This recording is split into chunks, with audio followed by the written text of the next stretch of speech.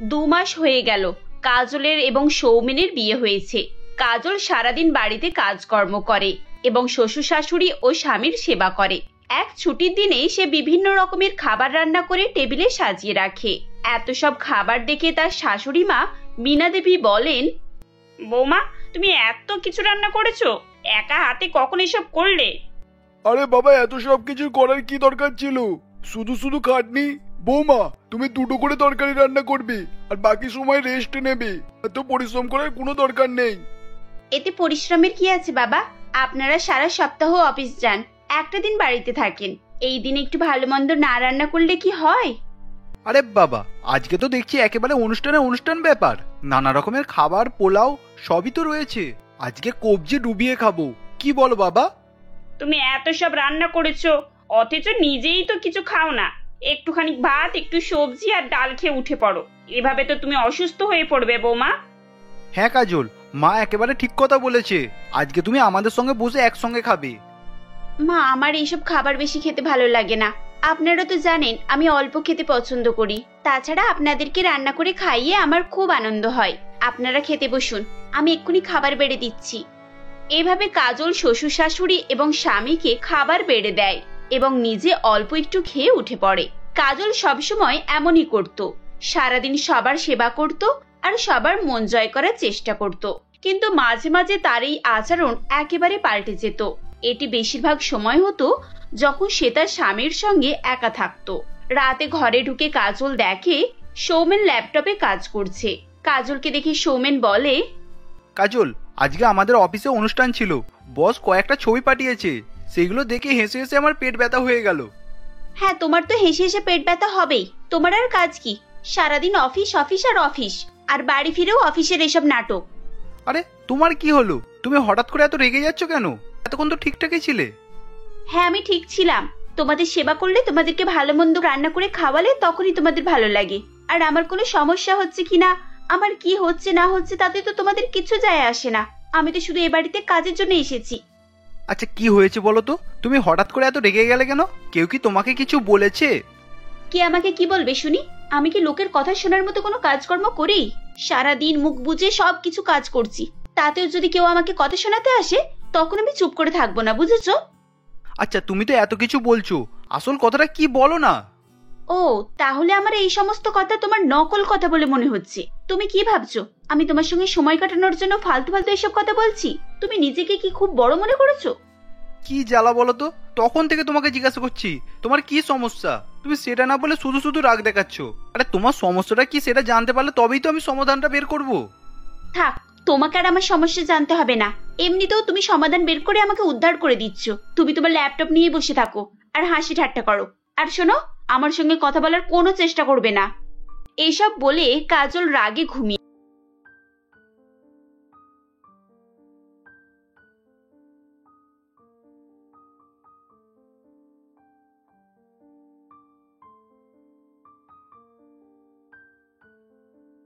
জল খাবে। বেশি কাজ দেখাতে গিয়ে শরীরটা অসুস্থ করবে না। এই দেখো, আবার রাহুল ফোন করেছে। আমি ওকে বারবার বলেছি যে আমি আজকে পার্টিতে যেতে পারবো না, তাও আমাকে বিরক্ত করে যাচ্ছে। পার্টিতে মানে? কিসের পার্টি? আর বলো না, আজকে তো রিতেশের জন্ম।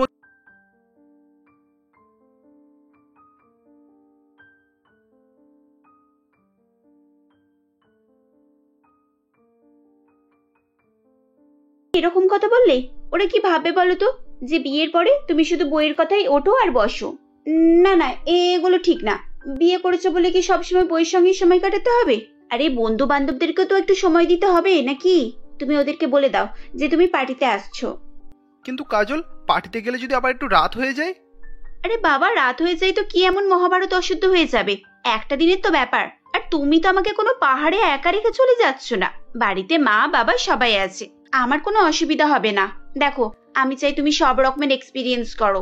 একটু বন্ধুদের সঙ্গে পার্টি করবে, বন্ধুদের সঙ্গে আড্ডা দেবে, আর আমাকেও সময় দেবে। ব্যাস, তাহলেই তো সবকিছু ব্যালেন্স থাকবে। তুমি অবশ্যই পার্টিতে যাবে, আর কোনো কথা হবে না। এভাবেই কাজল প্রায় জোর করে সৌমেনকে পার্টিতে যাওয়ার জন্য রাজি করায়। সন্ধ্যাবেলা পার্টি থেকে ফিরে সৌমেন দেখে কাজল ঘরের মধ্যে পায়চারি করছে। কাজলকে দেখে সৌমেন বলে, আরে ডার্লিং, তুমি এখনো এইভাবে জেগে বসে আছো? রাত 12:30 বাজে, ঘুমাওনি কেন? ঘুম আসছে না নিশ্চয়ই। এই শোনো, তোমার কি কাণ্ডজ্ঞান বলে কিছু নেই নাকি? তুমি কি মানুষ? আমাকে তুমি বাড়িতে রেখে বন্ধুদের সঙ্গে পার্টি করছো। তোমার মনে কি একটু দয়া মায়া বলে কিছুই নেই? আমি সারাদিন বাড়ির কাজ করব, আর এদিকে বাড়িতে একা একা বসে থাকবো। আর তুমি তুমি রাত 12টা 12:30 অবধি বন্ধুদের সঙ্গে আড্ডা দেবে, হই হই করবে। কিন্তু কাজল, তুমিই তো নিজেই বলেছিলে যে পার্টিতে যাও, বন্ধুদের সঙ্গে সময় কাটাও। হ্যাঁ হ্যাঁ, আমি বলেছিলাম, কিন্তু তার মানে তো এই নয় যে তুমি তোমার লিমিট ক্রস করে যাবে। আমি আমার কর্তব্য করেছি, তোমাকে জোর করে পার্টিতে পাঠিয়েছি, কিন্তু তুমি তোমার কর্তব্য কতটুকু করলে শুনি? আমি বাঁচি কি মরি তাতে তো তোমার কিচ্ছু যায় আসে না। তুমি হঠাৎ করে এরকম পরিবর্তন হয়ে যাও কেন? কখনো তো ঠিকঠাক থাকো। ও, পার্টি করে এসে এখন বউয়ের ভুল ধরা শুরু করেছো, তাই তো? কেন, পার্টিতে কি খুব ভালো ভালো মেয়েদের সঙ্গে তোমার সাক্ষাৎ হয়েছে নাকি? তুমি যদি এরকমই ছেলে হও তাহলে বিয়ে করেছিলে কেন? আমার জীবনটা নষ্ট করে তুমি কি পাচ্ছ শুনি? এভাবেই অর্ধেক রাত অবধি কাজল সৌমেনের সঙ্গে ঝগড়া করে। কাজলের এই অদ্ভুত পরিবর্তন সৌমেন একেবারেই মেনে নিতে পারত না। কখনো কাজল তার সঙ্গে প্রচন্ড ঝগড়া করত, অশান্তি করত, আবার কখনো কখনো এত ভালো ব্যবহার করত যে সৌমেন সবসময় দ্বন্দ্বের মধ্যে থাকতো। কখন তার ভালো মুড, কখন তার খারাপ মুড, সে কিছুই বুঝতে পারত না। এমন সময় সৌমেনের দিদি রত্না তাকে ফোন করে। সৌমেনের মন খারাপ দেখে সে তাকে এর কারণ জানতে চায়। সৌমেন সবকিছুই বলে। তখন রত্না বলে, দেখ ভাই, এমনিতে আমাকে কাজলের মধ্যে কোনো সমস্যা আছে বলে মনে হয় না। ও তো খুব মিষ্টি একটা মেয়ে, কিন্তু কিছু কিছু সময় এরকম কিছু অসামঞ্জস্য আচরণ মানুষের মধ্যে দেখা যেতে পারে। কিছু কিছু সময় মানে? দেখ, আমি এখানে আসার পর আমার বাড়িওয়ালা স্ত্রী কয়েকদিন এরকম আচরণ করছিল। তারপর জানা যায় যে ওর উপরে কেউ জাদু টোনা করেছে, ভূতের ভর হয়েছে। যেসব মেয়েরা খুব সুন্দরী হয় তাদের বিয়ের আগে এরকম হয়ে থাকে। তখন যদিও সমস্যাটা খুব একটা দেখা দেয় না, কিন্তু বিয়ের পর সমস্যাটা বাড়তে থাকে। এসব কি সত্য? আমার তো মনে হচ্ছে না। ভাই, পৃথিবীটা এমনই, এখানে অনেক বিষয় আছে যেগুলো দেখলে সত্যি বলে মনে হয় না, কিন্তু সেগুলো সত্যি হয়। সবকিছুই আমাদের বিশ্বাস আর অবিশ্বাসের উপরে নির্ভর করে। দেখ, তুই আমার কথা শোন, তুই একবার বৌদির মাকে ফোন কর আর জানার চেষ্টা কর যে আগে এরকম কোনো ঘটনা ঘটেছে কিনা। যদি সত্যি কিছু ঘটনা থাকে তাহলে ওকে আমাদের এখানে নিয়ে আয়, আমি তান্ত্রিক বাবার কাছে নিয়ে গিয়ে ওর চিকিৎসা করাবো। কিন্তু মা বাবা জানতে পারলে? দেখ, মা বাবাকে এ বিষয়ে কিছু বলতে হবে না। তুই আগে যাচাই কর যে কি ঘটেছে না ঘটেছে, তারপর তুই আমাকে ফোন করে জানাবি। আমি এদিকে সবকিছু ঠিকঠাক করে রাখবো। পরের দিন সৌমেন কাজলের মা বর্ণালী দেবীকে ফোন করেন আর বলেন, হ্যালো মা, কেমন আছো? বাড়িতে সবাই ভালো আছে তো? হ্যাঁ বাবা, সবাই ভালো আছে। তোমরা বলো, তোমাদের কি খবর? কাজল ভালো আছে তো? আমি ভালো আছি মা।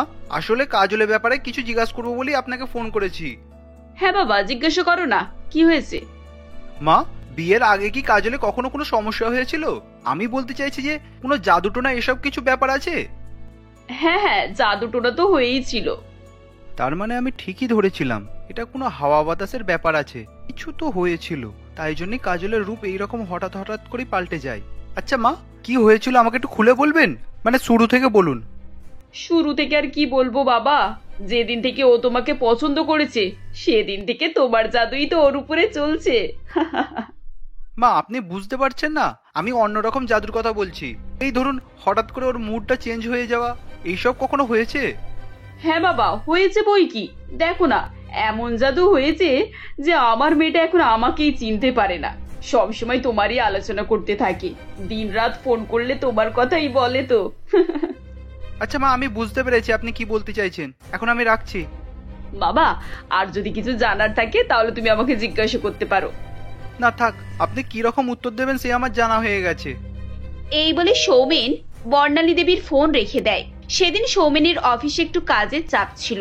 সন্ধে 6টায় বাড়ি ফিরবে বলে তার ফিরতে ফিরতে 8টা হয়ে যায়। সে ঘরের বাইরে এই ভয়েই দাঁড়িয়ে থাকে যে ভেতরে ঢুকলেই কাজল কি রিয়াক্ট করবে। ঠিক এমন সময় দরজার সামনে সৌমেনের বাবা দীপঙ্কর বাবু এসে হাজির হন এবং তাকে এভাবে দাঁড়িয়ে থাকতে দেখে বলেন, কিরে বাবা, তুই এখানে এরকম ভূতের মতো দাঁড়িয়ে আছিস? ভিতরে যা। আসলে বাবা, আমার ভয় করছে। ভয় করছে মানে? তোর শরীর ঠিক আছে তো? শরীর তো ঠিক আছে। আজকে আমি 6টায় বাড়ি ফিরবো বলেছিলাম, কিন্তু 8টা বেজে গিয়েছে। জানি না কাজল কিভাবে রিয়াক্ট করবে, সেই ভয়েতেও ভিতরে ঢুকতে পারছি না। হা হা হা, এই ছেলে তো বউকে বিশাল ভয় করে। সত্যি বাবা, বড় বড় বাঘও বউয়ের কাছে বিড়াল হয়ে যায়। হা হা হা। বাবা তোমার খুব বেশি হাসি পাচ্ছে মনে হচ্ছে না? আমি এক্ষুনি মাকে একবার ডাকবো আর বলবো বাইরে গার্ডেন থেকে তুমি সিগারেট খেয়ে এসেছো। এই চুপ চুপ, একদম যদি এসব কথা বলেছিস না। হ্যাঁ হ্যাঁ যাও, সবাই একসময় বিড়াল হয়ে যায়। আচ্ছা ঠিক আছে, তুই ভয় পাস না। তোকে একটা আইডিয়া দিচ্ছি, শোন। আমি এই আইডিয়াটা কাজে লাগিয়ে জীবনে অনেক ঝামেলা থেকে মুক্তি পেয়েছি। এই বলে দীপঙ্কর বাবু সৌমেনের কানে কানে কিছু কথা বলেন। মোমোর একটি প্যাকেট দেন। সেটি সঙ্গে করে সৌমেন ঘরের ভেতরে চলে যায়। কাজল প্রচন্ড রেগে ঘরের মধ্যে হাঁটাচলা করছিল। সৌমেন ঘরে ঢুকে বলে, কি ব্যাপার কাজল, শরীর ঠিক আছে তো? খাওয়া দাওয়া করেছো? আমার শরীর ঠিক আছে কি না আছে তাতে তোমার কি? আমি খাওয়া দাওয়া করি কি না করি তাতে কি তোমার কিছু যায় আসে? তুমি তো তোমার খেয়ে দিয়ে ঘুমিয়ে পড়ো। আর কারো কিছু হচ্ছে কি হচ্ছে না সেসব তো দেখার তোমার কোনো দরকারই নেই। আরে আর বলো না, আমি তো ঠিক সময়েই চলে আসছিলাম। হঠাৎ রাস্তার ধারে দেখলাম একটা নতুন মোমোর দোকান হয়েছে। দোকানটা দেখে তোমার কথা মনে পড়ে গেল। সঙ্গে সঙ্গে তাকে বললাম 1 প্লেট মোমো করে দাও তো। মোমো তো করে দিল। তারপর পকেটে হাত দিয়ে দেখি পার্স আনতে ভুলে গেছি। সে কি লজ্জার ব্যাপার। তারপর আর কি, বইয়ের জন্য মোমো নিয়ে যাবো বলেছি তো নিয়েই যাব। তার জন্য যদি আমাকে সেখানে থালা বাসনও মাজতে হয় তাও আমি রাজি আছি। তারপর বুদ্ধি খাটিয়ে বাবাকে ফোন করলাম, বাবাই তো এসে টাকাটা মিটিয়ে দিল। ব্যাস, তারপর আমি মোমো নিয়ে বাড়ি চলে এলাম। সত্যি তুমি আমার জন্য এত কিছু করেছো? তুমি জানো আমি মোমো কত পছন্দ করি। Thank you Soumen, thank you very much. আজ সত্যি সত্যি মনে হচ্ছে আমি তোমার কাছে খুব স্পেশাল। আমি সত্যি খুব লাকি যে তোমার মতো একটা কেয়ারিং আর লাভিং হাজবেন্ড পেয়েছি। এভাবেই কাজল 1 প্লেট মোমোতে গলে জল হয়ে যায়। সৌমেন মনে মনে খুবই খুশি হয় যে তার বাবার টিপস কাজ করে গেছে। বইয়েদের যখনই খিদে পায় তখনই বইয়েরা এভাবে ঝগড়া করতে থাকে। এই মন্ত্র জানার পর তার সমস্যার সমাধান হয়ে যায়। এরপর থেকে সৌমেন এই টিপস কাজে লাগিয়ে সংসারের অর্ধেক ঝামেলা মিটিয়ে ফেলতো। যখনই তার অফিস থেকে ফিরতে দেরি হতো বা তার মনে হতো কাজল তার উপরে রেগে আছে, সে কিছু না কিছু খাবার তার জন্য কিনে আনতো এবং সেই সব দেখে কাজল ঝগড়া ভুলে হাসি খুশিতে তার সঙ্গে সময় কাটাতো। রূপা তার সৎ মা নন্দিনী দেবী এবং তার বাবা নিখিলেশ বাবুর সঙ্গে বসবাস করত। এখন নিখিলেশ বাবু গ্রামে থাকেন না। নিখিলেশ বাবুর কাজের জন্য তাকে শহরে থাকতে হয়। নন্দিনী দেবী রূপার বিয়ে একজন ধনী ও হ্যান্ডসাম ছেলের সঙ্গে ঠিক করে রাখে। একমাত্র মেয়ের বিয়েতে নিখিলেশ বাবু আসতে পারেনি, তাই তার সৎ মা নন্দিনী দেবী মেয়ের বিয়েটা সেরে ফেলে। নন্দিনী দেবী তো এটাই চাইছিলেন, বিয়েটা একবার হয়ে যাক, তারপরে এই মেয়েটাকে বোঝাবো আমি ওর কি রকম সৎ মা। ও তো শ্বশুর বাড়িতেই থাকবে আর আমি আমার জামাইকে সব সময় আমার কাছেই ডেকে নেব। এই ভেবেই নন্দিনী দেবী মনে মনে অনেক খুশি হচ্ছিল। এইভাবেই দেখতে দেখতে বেশ কিছুদিন অতিবাহিত হয়ে যায়। নন্দিনী দেবী একাই থাকতো, তাই রূপা মায়ের অনেক চিন্তা করত। সে নিজের মায়ের মতো নন্দিনী দেবীকে ভালোবাসতো এবং তার জন্য সব সময় ফোনে কথা বলতো। এমনই ভাবে একদিন, হ্যালো মা, হ্যাঁ কেমন আছো তুমি? বলছি বাবা তোমাকে ফোন করেছিল। বাবা এখন একদম কাজের চাপে ব্যস্ত হয়ে পড়েছে। আমার কথা মনে হয় ভুলেই গেছে মা। আমার বিয়েতে তো আসতে পারলো না। হ্যাঁ রে মা, আমি ভালো আছি। আর তোর বাবা তো আমার সাথে রোজই কথা বলছে, কাজের জন্য তো আসতে পারছে না। আমি অনেক করে তোর বাবাকে আসতে বলে দিয়েছি। সে বলল এই কাজটা শেষ হয়ে গেলেই আমি আমার মেয়ের সাথে গিয়ে দেখা করব। সত্যি? বাবা তাহলে আসবে? কবে আসবে মা? আর বেশি দিন নয়, তবে কবে আসছে তা তো আমাকে কিছুই বলেনি। খালি বলল এই কাজটা মিটে গেলে খুব তাড়াতাড়ি চলে যাব। আমি অনেকবার করে জিজ্ঞাসা করেছি কবে আসছো বলো, কিন্তু বলল না। তোর বাবা বলল আমি যদি বলে দিই তাহলে তোমাকে সারপ্রাইজটা কিভাবে দেব বলো তো, তাই আর বলছি না। বাবা তো এমনটা সবসময় করে আমাকে সারপ্রাইজ দেওয়ার জন্য। বাবা হঠাৎ করে কখন যে চলে আসবে কে জানে। আচ্ছা ঠিক আছে মা, বাবা আসলে আমাকে কিন্তু জানাবে। আর হ্যাঁ, নিজের দেখাশোনা ভালোভাবে করো। বাড়িতে তো একা একা থাকো, কোনো রকম অসুবিধা হলেই তুমি আমাকে আর তোমার জামাইকে ডেকে নিও। হ্যাঁ রে মা, সে কথা আর বলতে। আমি তোদের ডাকবো না তো কাদের ডাকবো বলতো? একমাত্র তো তোরাই আছিস আমার আপন। পাড়া প্রতিবেশী কতক্ষণই আর দেখবে বলতো? যা হোক যা, ভাগ্যিস তোরা আছিস, তার জন্যই তো তোদের একবারে ডাকতে পারি বল। হ্যাঁ মা, তোমাকে আর কোনো ভয় পেতে হবে না। তোমার কোনো অসুবিধা হলেই তুমি আমাকে ফোন করে দিও, আমি তোমার জামাইকে নিয়ে চলে যাব। আচ্ছা মা, আমি এখন রাখছি, তোমাকে আবার তো খাবার দাবার বানাতে হবে তাই না? এই বলে রূপা ফোনটা রেখে দেয়। রূপা ফোনটা রেখে দেওয়ার পরই নন্দিনী দেবী মনে মনে বলে, হ্যাঁ রূপা, তুই একদম ঠিক বলেছিস। প্রয়োজন হলে আমি তোকে নয় তোর বরকে ডাকবো। কারণ এত সুন্দর একটা হ্যান্ডসাম জামাই আমার, তাকে আমি না ডেকে কি থাকতে পারি বল? এই বলেই নন্দিনী দেবী হা হা করে হাসতে থাকে। এরকম ভাবেই দেখতে দেখতে বেশ কিছুদিন অতিবাহিত হয়ে যায়। একদিন নন্দিনী দেবী মিথ্যা বাহানা বানায় আর রূপা আর রূপার স্বামী রমেশকে আসার কথা বলে। হ্যালো রূপা মা, শোন না, তোর সাথে খুবই একটা দরকারি কথা ছিল। আসলে দেখ না, শরীরটা তো আমার অনেক খারাপ লাগছে।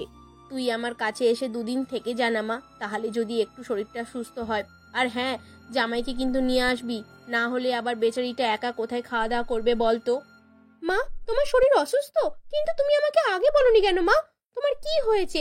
তুমি ডাক্তার দেখিয়েছিলে? মা, তুমি এত পরে আমাকে জানাচ্ছ তোমার শরীর অসুস্থ? তুমি আগে আমাকে বলতে পারতে, তাহলে আমি তো আগেই চলে যেতাম। আরে তোকে এত চিন্তা করতে হবে না, এখন আমি ঠিকই আছি। আসলে ওই একটু আমার মাথাটা ঠিক ঘুরছিল, যার কারণেই তোকে ফোন করলাম। নন্দিনী দেবীর এই কথাতে রূপা মায়ের চিন্তায় পড়ে যায়। তারপর রূপা রমেশকে নিয়ে মায়ের বাড়ি চলে আসে খুব তাড়াতাড়ি। তাদেরকে দেখে নন্দিনী দেবী মনে মনে ভাবে, আমার জামাইকে দেখে আমি অনেক খুশি হলাম। এরপর রূপার ঘুমিয়ে পড়লেই আমি চুপি চুপি মেসেজ করে দেব। আমার মেসেজ দেখে আমার রমেশ আর দেরি করবে না, আমার কাছে ছুটে চলে আসবে। তখন আর আমার শরীর খারাপ লাগবে না, আমি একদম সুস্থ হয়ে যাব। এই বলেই নন্দিনী দেবী মনে মনে অনেক খুশি হয়। সেদিন রূপা তার মাকে আর কোনো কাজই করতে দেয় না। মা, তোমাকে আজকে আর কোনো কাজ করতে হবে না, তুমি যাও নিজের রুমে রেস্ট নাও গে। রান্না বান্না সব আমিই করে দিচ্ছি, আর হ্যাঁ, খাবারটাও আমি তোমাকে দিয়ে আসছি। রূপা ঠিক এইভাবেই তার মায়ের যত্ন নিচ্ছিল। নিজের মায়ের মতোই সে তার এই মাকে ভালো ভাবছিল। আসলে রূপার নিজের মা যখন মারা যায়, রূপা অনেক ছোট ছিল, তাই রূপাকে মানুষ আর দেখাশোনা করার কেউ ছিল না। তাই রূপার বাবা নন্দিনী দেবীকে বিয়ে করেন আর রূপার দেখাশোনা করার জন্য বলেন। রূপাকে তার সৎ মা কোনো কষ্ট দেয়নি, কিন্তু মনে মনে অনেক হিংসা পুষে রেখেছিল এতকাল ধরে। এইভাবেই দেখতে দেখতে রাত হয়ে যায়। রাত্রেবেলা রূপা নিজের রুমে শুয়ে পড়ে। রূপা শুয়ে পড়েছে দেখেই তখন তার মা নিজের ফোন থেকে রমেশকে SMS করে এবং ছাদে আসার জন্য বলে। নন্দিনী দেবী রমেশের আসার অপেক্ষা করছিল। তারপর রমেশ পিছন দিক থেকে নন্দিনী দেবীকে এসে জড়িয়ে ধরে। আমি জানতাম না যে আপনি এইরকম, আমাদেরকে এইরকম ভাবে রূপা যদি দেখে ফেলে তাহলে তো অনেক মুশকিল হয়ে যাবে। এরকম করাটা আমাদের একেবারেই ঠিক না। ওহো রমেশ, তুমি এত ভয় করছো কেন? আর হ্যাঁ, আমাকে আর আপনি মা এইসব বলতে হবে না, আমাকে শুধু নন্দিনী বলে ডাকবে। তোমার মুখে আমার ওই নামটাই শুনতে ভালো লাগে, তাই আজ থেকে তুমি আমাকে শুধু নন্দিনী বলেই ডাকবে, ঠিক আছে? আচ্ছা ঠিক আছে। এইভাবে নন্দিনী দেবী এবং রমেশ একে অপরের কাছে চলে আসে। মাঝরাতে যখন রূপার ঘুম ভাঙে তখন সে নিজের রুমে রমেশকে দেখতে না পাওয়ায় অনেক ঘাবড়ে যায় এবং বিছানা থেকে উঠে রমেশকে খোঁজাখুঁজি শুরু করে দেয়। চারিদিক খোঁজাখুঁজি করার পরও যখন রমেশকে কোথাও দেখতে পায় না, তখন সে নিজের রুমে আবারও ফিরে আসে। নিজের রুমে ফিরে এসে রূপা চমকে ওঠে। রূপা দেখে যে রমেশ বিছানাতেই শুয়ে রয়েছে। সেটা দেখে রূপা মনে মনে বলতে লাগে, এ মা, আমি কি তাহলে ভুল দেখলাম? রমেশ তো বিছানাতে ঘুমাচ্ছে আর আমি কিনা চারিদিকে খুঁজে বেড়াচ্ছি। তাহলে হয়তো ঘুমের ঘরে আমি ভুলভাল দেখেছি। ঠিক আছে, চলো তাহলে শুয়ে পড়া যাক আজকে। এই বলেই রূপা আবার শুয়ে পড়ে। রূপা শুয়ে পড়ে ঘুমিয়ে যেতেই রমেশ আবার মনে মনে ভাবে, যাক আজকে আমি খুব বেঁচে গিয়েছি। এইরকম যদি রূপা দেখে ফেলতো তাহলে আমি অনেক বিপদে পড়ে যেতাম। এইভাবেই রমেশ ঘুমিয়ে পড়লে দেখতে দেখতে সকাল হয়ে যায়। সকালবেলা রূপা রান্নাঘরে কাজ কাম মিটিয়ে তার মাকে বলে, মা, আমি তাহলে বাড়িতে যাচ্ছি। আসলে ওখানে তো আমার শ্বশুর শাশুড়ি রয়েছে, তাদের জন্যও তো আমাকে রান্না বান্না করতে হবে। এখানটা তো দেখলে শুধু হবে না, ওদিকেও আমাকে দেখতে হবে। আর হ্যাঁ, রমেশকে আমি নাস্তা বানিয়ে দিয়েছি, ও এখান থেকে খেয়েই অফিসে বেরিয়ে যাবে। আচ্ছা ঠিক আছে মা, তুমি যেটা ভালো বুঝবে সেটাই করো। হ্যাঁ মা, হ্যাঁ, আর কোনো কিছুর প্রয়োজন হলে তুমি আমাকে বলে দিও, আমি ঠিক চলে আসব। এই বলেই রূপা নিজের বাড়ি চলে যায়। খাওয়া দাওয়া শেষ করে রমেশ কাজে বেরিয়ে যায়। যখন সবাই চলে যায় তখন নন্দিনী দেবী আবারও প্ল্যান করতে থাকে রমেশকে কিভাবে আবার তার বাড়িতে আনা যায়। এই রকম ভাবেই দেখতে দেখতে বেশ কিছুদিন অতিবাহিত হয়ে যায়। একদিন আবার নন্দিনী দেবী রূপাকে ফোন করে আর বলে, হ্যালো রূপা মা, শোন না, আমার শরীরটা ভীষণই অসুস্থ করছে। বলছি, আমি তোকে একটা প্রেসক্রিপশনের ছবি পাঠাচ্ছি, ওটা তুই জামাইকে দেখাবি আর ওষুধগুলো কিনে আমার কাছে নিয়ে আসতে বলবি তো। মা, তোমার শরীর আবার অসুস্থ করছে? আচ্ছা ঠিক আছে, তাহলে তুমি দাঁড়াও, আমি এক্ষুনি বেরিয়ে পড়ছি। আরে না না, তোকে আসতে হবে না। তুই এখানে কিসের জন্য আসবি বল? ওখানে তোর শ্বশুর শাশুড়ি আছে। আমি যদি তোকে 10 বার এইভাবেই ডাকতে থাকি তাহলে তোর শ্বশুর শাশুড়ি আমাকে খারাপ ভাববে। তুই শুধু ওষুধগুলো কিনে জামাইয়ের হাতে পাঠিয়ে দিতে বল, সেটা করলেই হবে। এই বলে নন্দিনী দেবী ফোনটা রেখে দেয়। তারপরে রূপা মন খারাপ করে রমেশের কাছে যায় আর তাকে প্রেসক্রিপশনের ছবিটা দেখায় আর ফোনে সেন্ড করে দেয়। তারপর রমেশ ওষুধপত্র কিনে শাশুড়ি মায়ের কাছে আসে আর বলে, তুমি নিজের দেখাশোনাটাও ঠিকভাবে করতে পারছো না? আমি থাকা সত্ত্বেও তোমার শরীর অসুস্থ, এটা কিভাবে হতে পারে? এ বাবা, আমি তোমার সেবা করতেই পারলাম না, আমাকে ক্ষমা করে দাও। ওহো রমেশ, আমার কিছুই হয়নি, আমি একদম ঠিক আছি। আরে বাবা, এটা তো একটা বাহানা ছিল। আমি তোমাকে কিভাবে নিজের কাছে ডাকবো বলো তো? যদি আমি এই শরীর অসুস্থতার বাহানাটা না করতাম তাহলে কি আমি তোমাকে কাছে আসতে দিতে বলতে পারতাম? সকলে তো সন্দেহ করতো, তাহলে তো আমি সবার চোখে খারাপ হয়ে যেতাম, তাই না? এই বলে নন্দিনী দেবী রমেশকে সবটা খুলে বলে। তারপর রমেশ নন্দিনীকে নিজের কাছে পেয়ে অনেক খুশি হয়। এইভাবেই নন্দিনী দেবী আর রমেশ দুজনেই মিলে রূপাকে ধোকা দিচ্ছিল। দেখতে দেখতে আরো বেশ কিছুদিন অতিবাহিত হয়ে যায়। রোজ রোজ রমেশ অফিস থেকে বাড়ি ফেরার পথে নন্দিনী দেবীর সাথে দেখা করে বাড়ি ফিরত আর অফিসে যাওয়ার সময় নন্দিনী দেবীর সাথে দেখা করে যেত।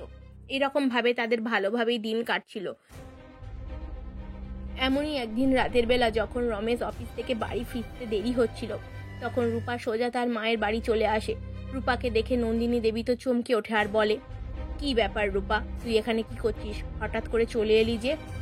মা দেখো না, কি আর বলবো, তোমার জামাইটা এখনো অফিস থেকে ফিরলো না। আমি কখন থেকে ফোন করে যাচ্ছি, ফোনটাও তুলছে না। রূপার কথা শেষ হতে না হতেই সেখানে রূপার সামনে রুম থেকে বেরিয়ে আসে রমেশ। রমেশকে দেখে রূপা তো চমকে ওঠে।